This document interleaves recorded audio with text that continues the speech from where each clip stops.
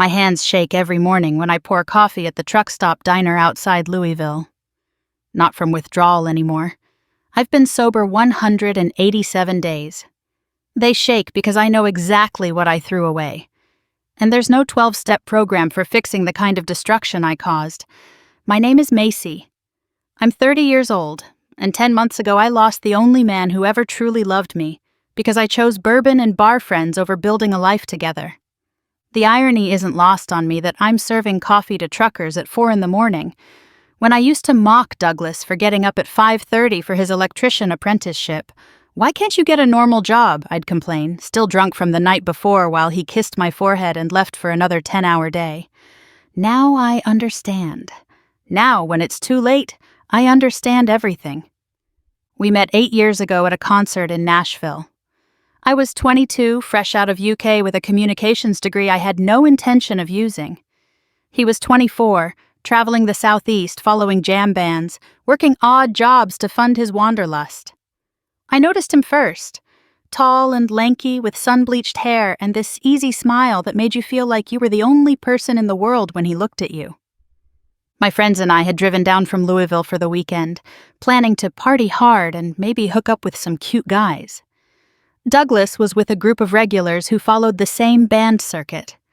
We started talking during set break, something about the bass player's weird facial expressions, and suddenly 3 hours had passed. My friends left with some guys they'd met. I stayed talking to Douglas until security kicked us out of the venue at 2 a.m. "I'll be in Louisville next month," he said, programming my number into his flip phone. This was 2016 and he still had a flip phone. "There's a show at Mercury Ballroom." "Maybe I'll see you there," I said, trying to play it cool while my heart hammered against my ribs. He showed up, just like he said he would. Drove 6 hours from Asheville where he was working construction. We spent the whole weekend together. The concert, late-night diners, walking around Cherokee Park at dawn because neither of us wanted to say goodbye. When he left that Sunday, I felt like someone had hollowed out my chest. For 4 months we did the long-distance thing. He'd fly to see me using buddy passes from a friend who worked for Southwest. I'd drive to wherever he was playing a show, Atlanta, Charlotte, Birmingham. The sex was incredible, but it was more than that. Douglas listened when I talked.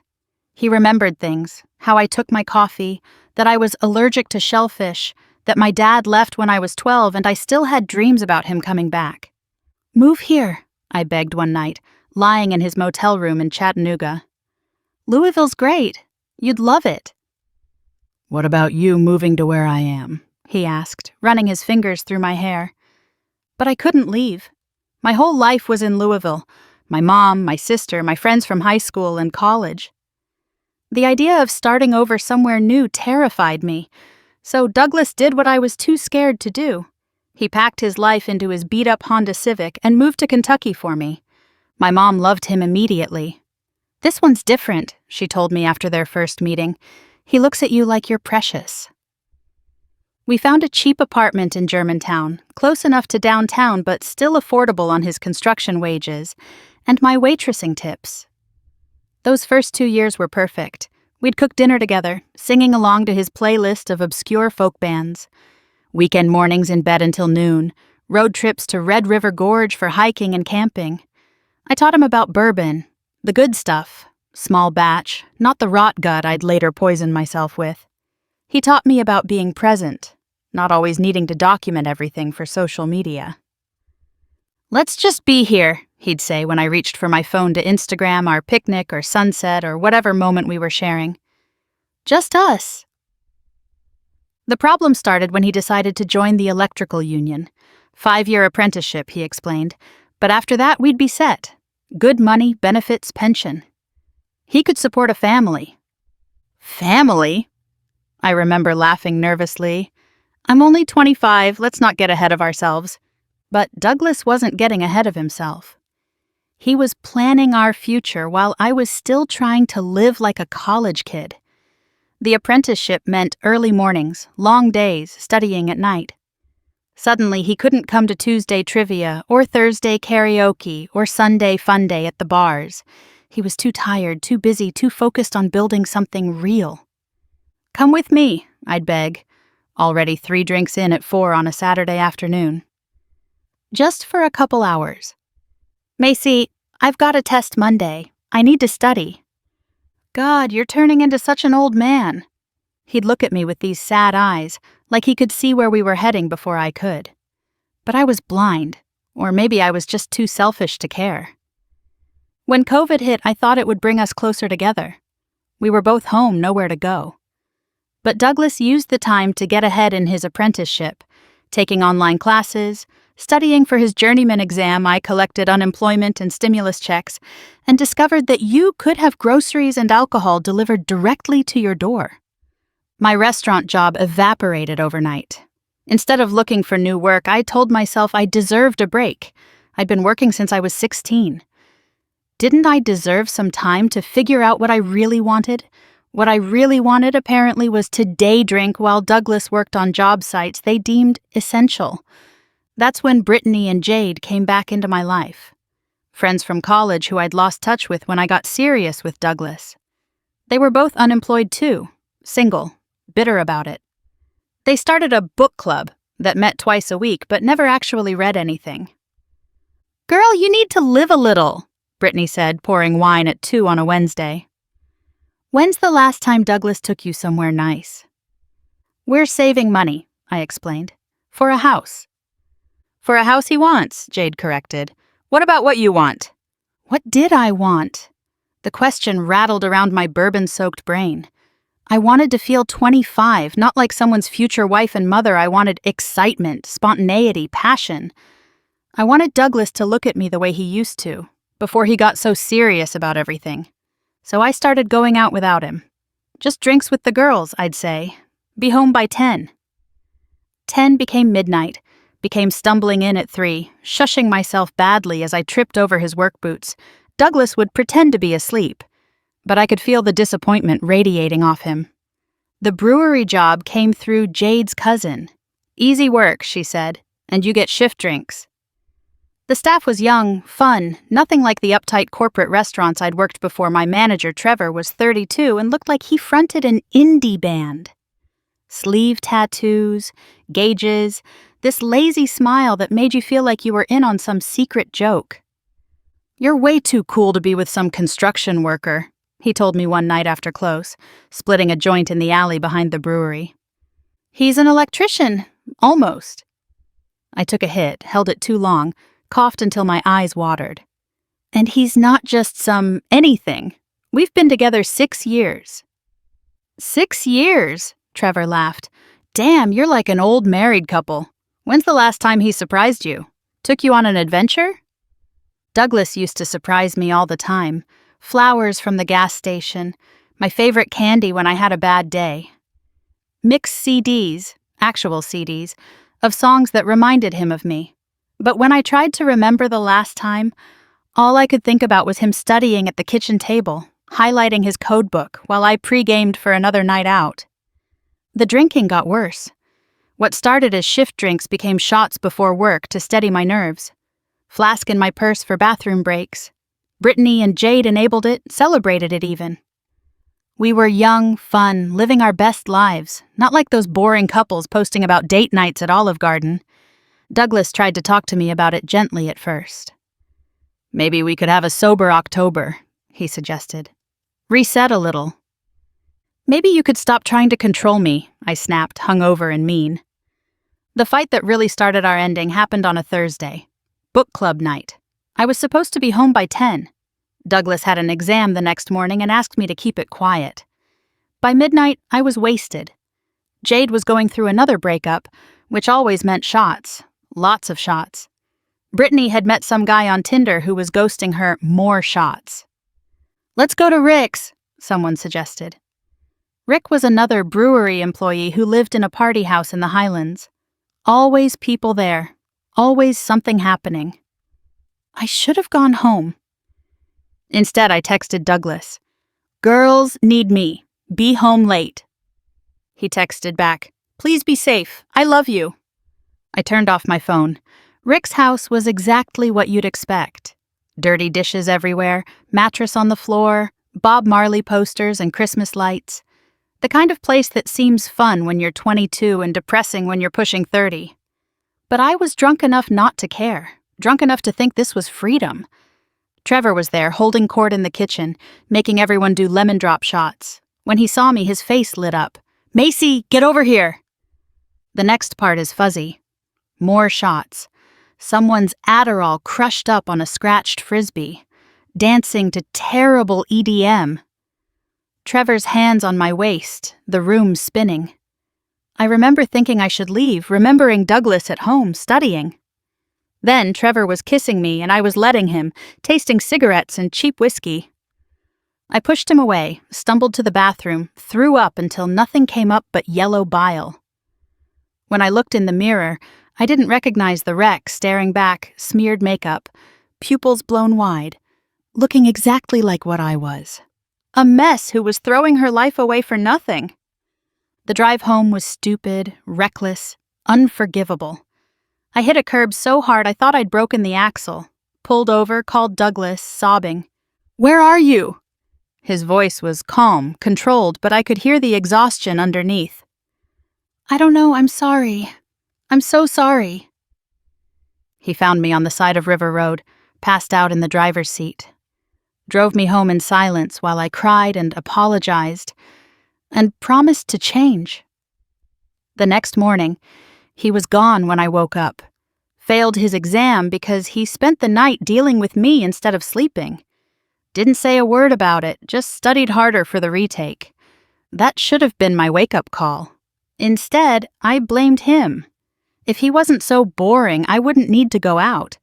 If he paid more attention to me, I wouldn't be looking for it elsewhere. Classic addict logic. Everyone's fault but mine. 2 weeks later, I did it again. Brittany's birthday. Promised I'd have one drink and be home early. Woke up at Jade's apartment at noon the next day with no memory of how I got there. 17 missed calls from Douglas. When I finally made it home, he was sitting on the couch, still in yesterday's clothes. "I drove around all night looking for you," he said quietly. "Called every hospital, every police station." "I'm sorry." The words were automatic, meaningless. "Your car's not outside." My stomach dropped. I had no idea where my car was. Later, we found it abandoned in a Kroger parking lot. Front bumper smashed, tire shredded. I'd driven on the rim for who knows how long before giving up. "You could have killed someone," Douglas said. And for the first time in 6 years, I heard anger in his voice. Real anger, not frustration or disappointment. "You could have killed yourself." "I know." "Do you? Because I don't think you do. I think you care more about impressing your trashy friends than you care about us, about our future, about anything real." "They're not trashy," I screamed, deflecting because I knew he was right. "Just because they know how to have fun." "Fun?" He stood up, pacing. "Macy, you're 30 years old. You're not in college anymore. This isn't fun, it's pathetic." "If I'm so pathetic, why are you with me?" He stopped pacing, looked at me for a long moment. "I don't know anymore." The silence stretched between us like a chasm. 6 years together, and he didn't know why he was with me. Because I'd given him nothing but reasons to leave. "I'll quit drinking," I said desperately. "I'll get help." "You said that last time, and the time before. This time I mean it." But I didn't. I meant it in that moment, maybe, but by the next day I was making excuses. Just beer, just wine with dinner, just one shot because Jade was having a crisis. The thing about functional alcoholics is we're exceptionally good at lying to ourselves. The end came on a Wednesday. I told Douglas I was grabbing drinks with a coworker after our shift. Just one, home by 8. He was making dinner, this elaborate pasta dish he'd learned from YouTube because he knew I loved Italian food. "Try to make it home," he said, stirring the sauce. "I want to eat together for once." "I'll be there." But Trevor had other plans. His band was playing at a dive bar in Butchertown. "Just come for the first set," he begged. "Bring your friends." I texted Brittany and Jade. Texted Douglas that I'd be a little late. Turned off my phone when he responded asking how late was a little. The bar was everything Douglas hated. Loud, dirty, full of people trying too hard to seem interesting. Trevor's band was terrible, but I screamed and cheered like they were the Beatles. He bought me drinks between sets, introduced me as his special friend, kept finding excuses to touch me. "Where's the boyfriend tonight?" he asked during a break, sitting too close on a sticky vinyl bench. "Home." The word felt heavy in my mouth. His loss. Trevor's hand was on my thigh. "You're too alive for someone like that." Alive? Is that what this was? Because lately I felt like I was drowning, like every drink pulled me deeper underwater. But Trevor was leaning in, and Brittany was taking pictures, and Jade was cheering, and it was easier to pretend this was living than admit it was dying. I got home at 3 a.m. Douglas was asleep on the couch, dinner cold on the stove. He'd set the table, candles, cloth napkins, the works. There was a note next to my plate. "I'm done waiting. We need to talk in the morning." But I couldn't face that conversation. So I did what cowards do. I ran. Packed a bag while he slept, left my own note. Staying with Jade for a few days needs space to think. The space turned into a week. Every time Douglas called, I sent him to voicemail. When he texted asking if I was okay, I responded with one-word answers. I was giving him the silent treatment like a child, punishing him for the crime of caring about me. "Girl, you need to make a decision," Brittany said on day 5, passing me a joint while we day drank at Jade's apartment. "Either dump him or don't, but this limbo thing is cruel." She was right. It was cruel. Douglas deserved better than my cowardice. So I went home on a Tuesday afternoon, knowing he'd be at work, planning to pack more clothes and figure out what to say. Instead, I found him there, taking a rare sick day. He was sitting at the kitchen table with 2 cups of coffee, like he'd been waiting. "Hi," I said, frozen in the doorway. "Sit." It wasn't a request. I sat. The coffee was perfect. Oat milk, 1 sugar, exactly how I liked it. Even now, even after everything, he still knew me. "I've been thinking," he started, then stopped, rubbing his face with both hands. "Macy, who are you?" "What?" "It's not a trick question. Who are you? Because the woman I fell in love with wouldn't disappear for a week. She wouldn't drive drunk. She wouldn't choose strangers at a bar over the person she's building a life with." "People change," I said defensively. "Yeah, they do. Usually for the better. You're going backwards." "Maybe this is who I really am. Maybe you fell in love with someone I was pretending to be." He considered that, sipped his coffee. "Maybe. Or maybe you're scared." "Of what?" "Growing up. Committing to something. Being happy." He laughed, but it was bitter. "God knows why being happy terrifies you so much." "I am happy." "Are you? Because from where I'm sitting, you seem miserable. You're drunk more than you're sober. Your friends are toxic. You hate your job but won't look for another one. You're sabotaging us for no reason except that it's easier than trying." Every word hit like a physical blow because every word was true. But admitting that would mean admitting I'd wasted years of both our lives, that I'd become exactly the kind of person I used to mock. "If you're so unhappy with me, just break up with me," I said, falling back on manipulation because it was easier than honesty. Douglas set down his coffee cup, looked me straight in the eye. "Okay?" The word hung in the air between us. I'd expected him to fight, to beg, to tell me he loved me too much to leave. Instead, he said okay like he was agreeing to pizza for dinner instead of ending 6 years. "Wait, what?" "You're right, I should have done this months ago." He stood up, eerily calm. "I've been holding on to who you used to be, or who I thought you were, but this person? I don't know this person. And frankly, I don't like her." "Douglas, I didn't mean—" "I'll stay with my foreman until I find a place. You can have the apartment. I know your mom's on the lease, too. I'll get my stuff this weekend." He was already walking away. This wasn't how it was supposed to go. He was supposed to fight for me, prove how much I meant to him. Instead, he was leaving like it was nothing, like 6 years meant nothing. "So that's it?" I screamed at his back. "You're just giving up?" He turned around, and for the first time I saw how tired he looked. Not just physically tired, soul tired, worn down by months of my bullshit. "I'm not giving up, Macy. You gave up a long time ago. I'm just finally accepting it." He left that night with a duffel bag and his work clothes. Didn't take anything else, didn't argue about belongings or money or any of the petty things people fight about when relationships end. He just left, and the apartment felt immediately empty, like he'd taken all the warmth with him. I called in sick to work and spent 3 days drinking everything in the house. Brittany and Jade came over to support me, which meant talking shit about Douglas while we killed bottles of wine. "He was holding you back anyway," Brittany insisted. "Now you're free." "Free to do what?" I asked. But they were already planning our next girls' night, our next adventure, our next mistake. Douglas came for his things that Saturday. I made sure to be gone. Couldn't bear to watch him pack up 6 years of memories.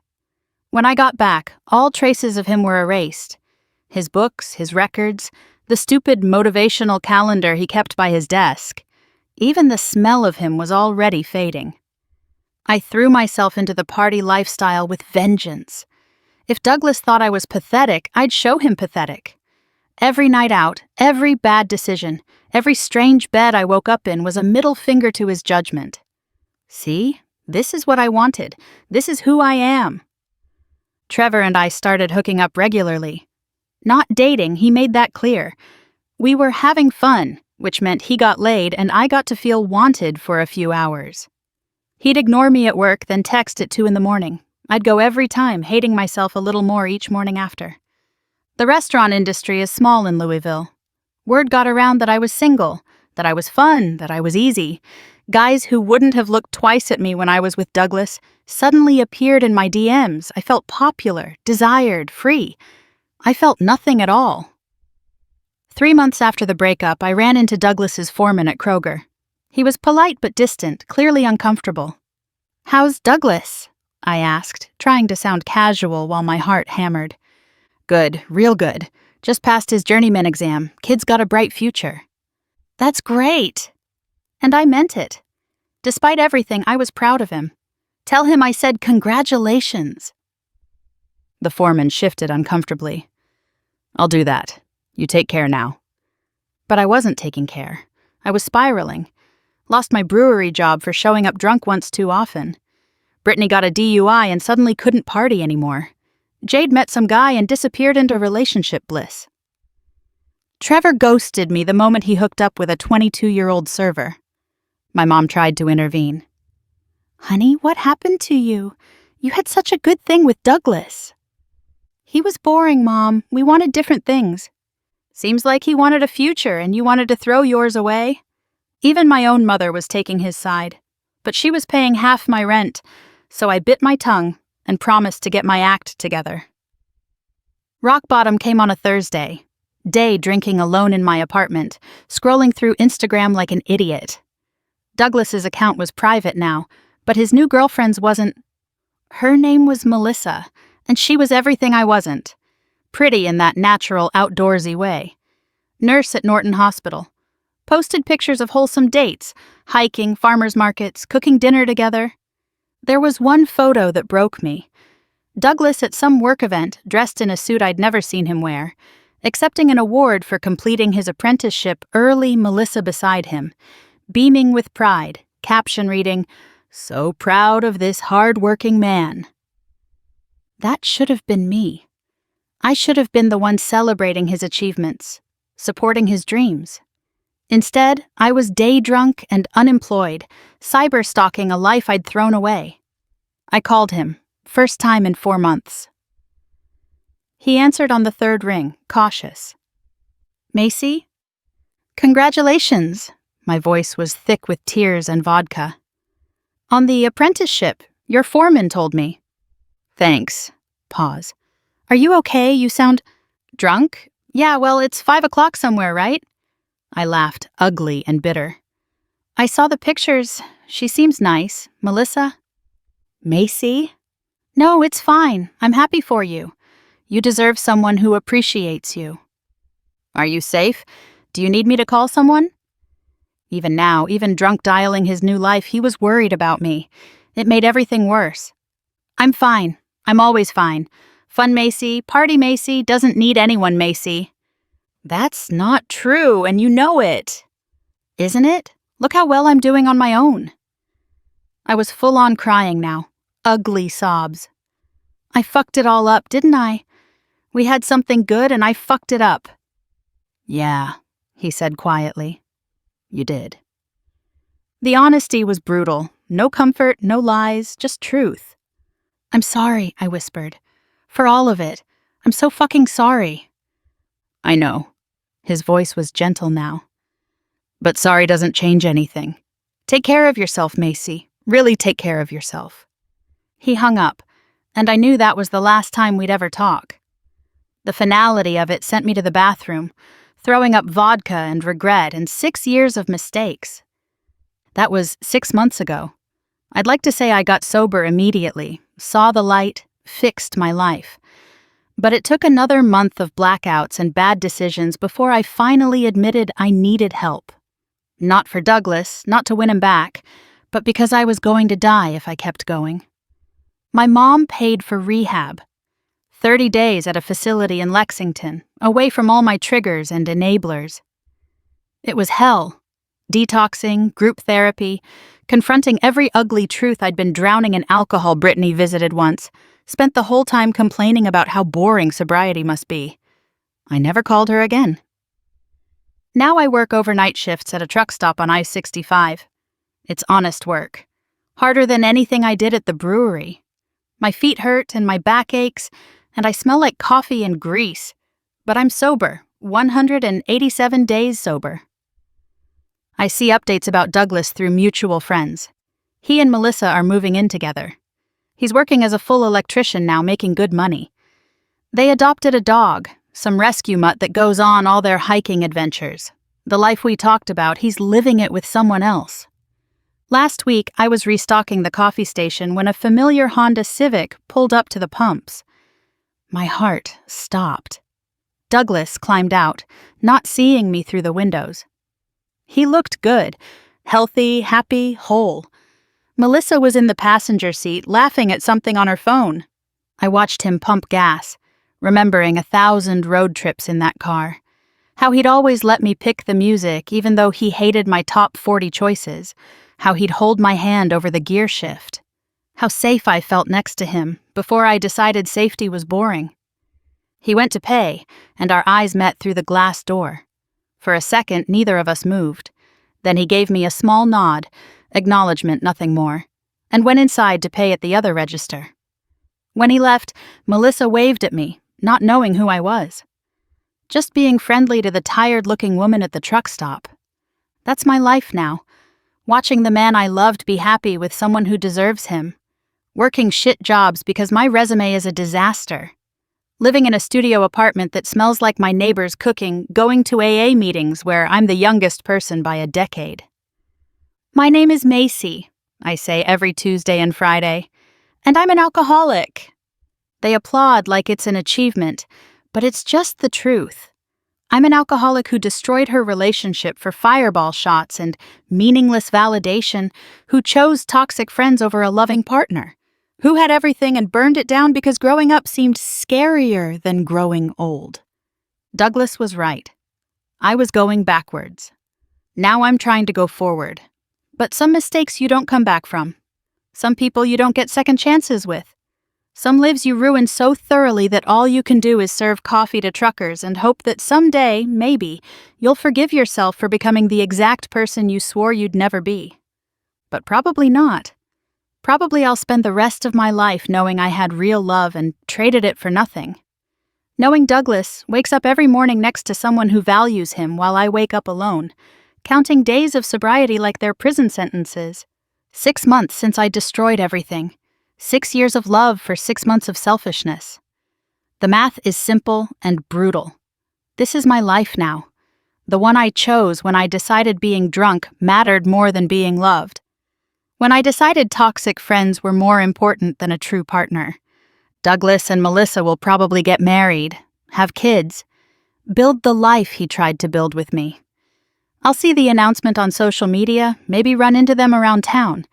Have to smile and pretend it doesn't gut me every time. That's my penance. Watching the future, I threw away bloom in someone else's garden. I pour another cup of coffee for a trucker headed to Chicago. He thanks me, calls me sweetheart, leaves a $2 tip. In 4 hours, my shift ends and I'll go home to my empty apartment, eat breakfast alone, go to bed as the rest of Louisville starts their day. Tomorrow I'll do it again, and again, and again. This is what I wanted, right? To be free, to be fun, to be young forever.